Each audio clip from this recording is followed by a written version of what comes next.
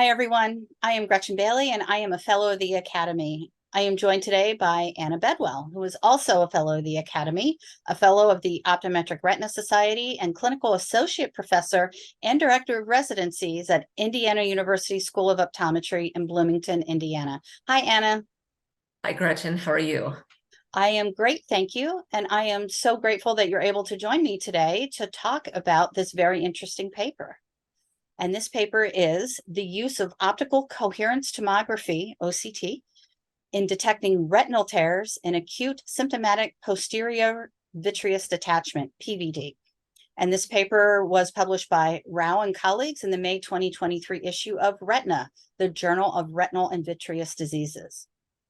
This retrospective study looked to evaluate the association of posterior vitreous opacities on OCT with retinal tears identified upon examination in patients with acute symptomatic PVD.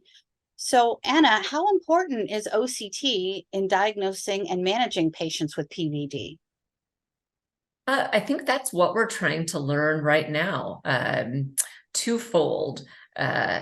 One, in the sense of OCT allows us to look at the vitreoretinal interface where a PVD is occurring, which is, a normal physiologic process that we all will run into quite a bit. So that OCT allows us to see the posterior vitreous in the cortex as the hyaloid releases.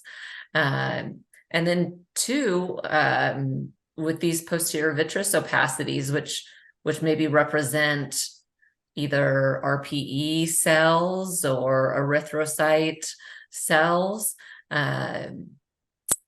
detecting those might have a significance, which is what Rao and colleagues were reporting on.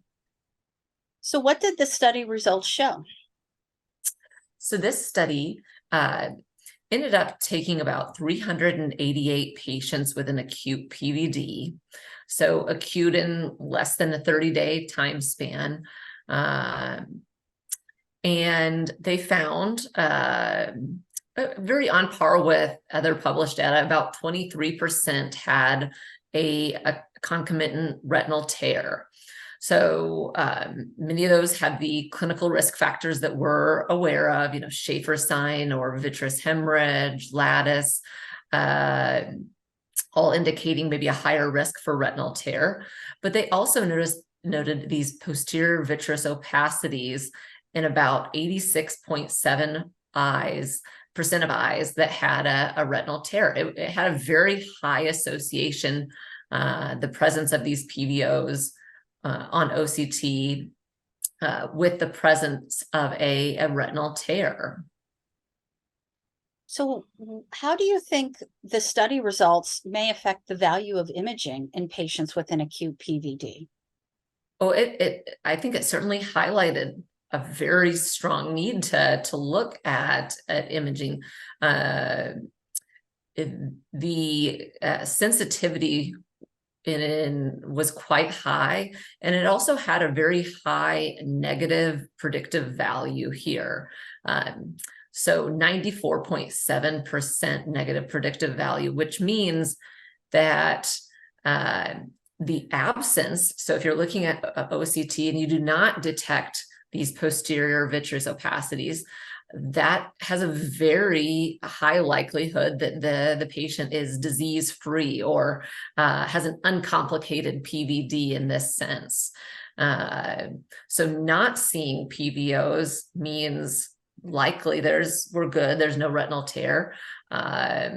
And seeing PVOs may mean we need to go back and look at the retina again, or maybe monitor that patient closer to make sure that there's truly an absence of a retinal tear. So why do you think this study should matter to optometrists?